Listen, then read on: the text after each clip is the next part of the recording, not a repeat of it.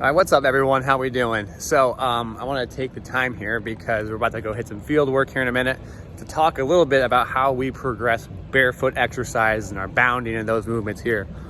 Our beautiful field that we have access to, by the way, which is awesome. You can see the whole place just like that.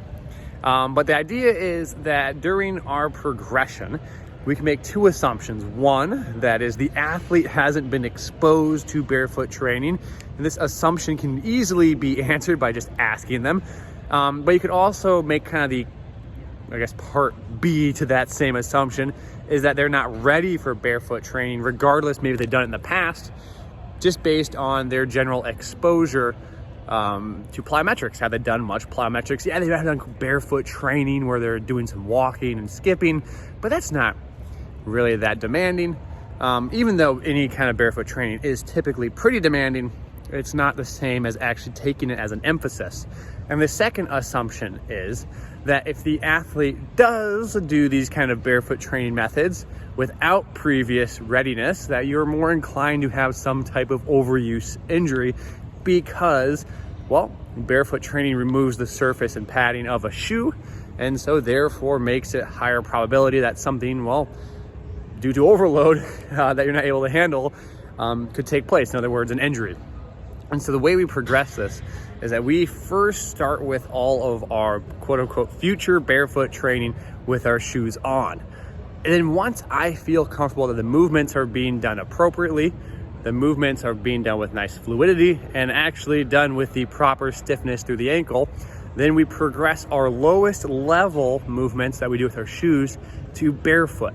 Now, at no point in time will barefoot training actually replace what we do with our shoes, but we want our bare feet to at least be strong enough to do some of the movements that we would do with our shoes without shoes. And so the way I look at it is our initial part of our warm-up is our lowest, initial part of our, not really warm-up, of our plyometric progression is our lowest demands. So when we do our movements, like you'll see dribbling, light skips, side-to-side lateral movements, with our shoes on, we eventually want to progress those to being barefoot.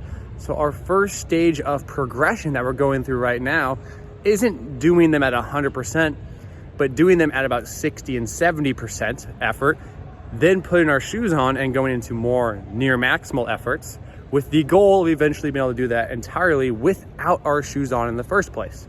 Or not in the first place, but I guess at the end of it all. So that's kind of hopefully give you some idea of what we're trying to do here. Again, this progression, it's a lot of it's subjective. You're watching how the athlete moves, watching how they perform the exercise, and then you make the adjustments from there. You can do more objective metrics if you compare it with, we do some reactive strength testing. So as that gets better, it gives you some indication that lower extremity stiffness and in general, maybe ankle foot complex stiffness is getting better. Also progression of other exercises, like are they actually able to do more demanding plyometrics with better ankle stiffness with their shoes on, suggesting that maybe that ankle stiffness is getting to a point where we can do it without shoes on. So just some thoughts to share as we get ready to start our training here. Again, just want to kind of give you some idea from things you see. So I appreciate you guys listening. Hope you enjoy. As always, take care.